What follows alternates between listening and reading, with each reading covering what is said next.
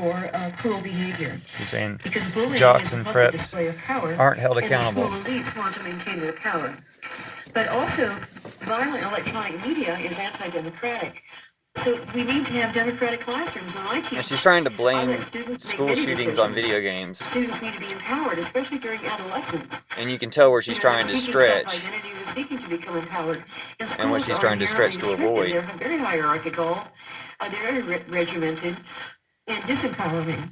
So we need to learn how to empower students in real tangible ways within school. And this is stuff I agree with, but it seems like her points. This is KGNU on December 9th, 2021. Hold student forums about bullying, hold the bullies to task. I mean, no one's for bullying. Bullies are held accountable.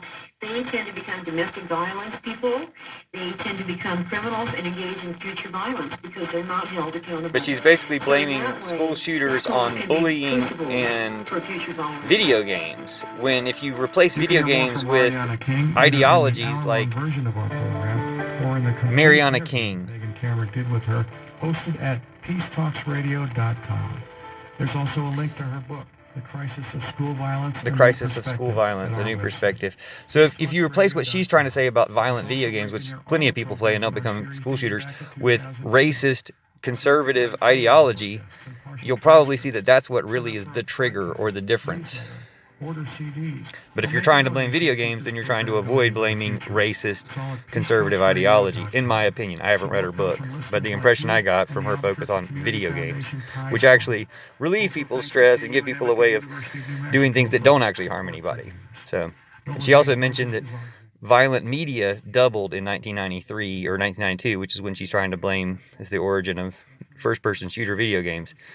The 1992. Well, if violent media also doubled, then why aren't you focusing on that as much? But again, read her book, I guess, and let me know what you think in comments.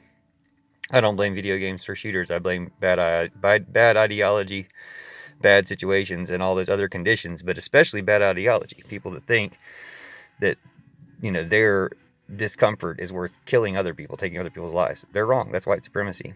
White supremacy at its root is thinking that your privilege or choice or preference is more important than other people's lives. That's wrong.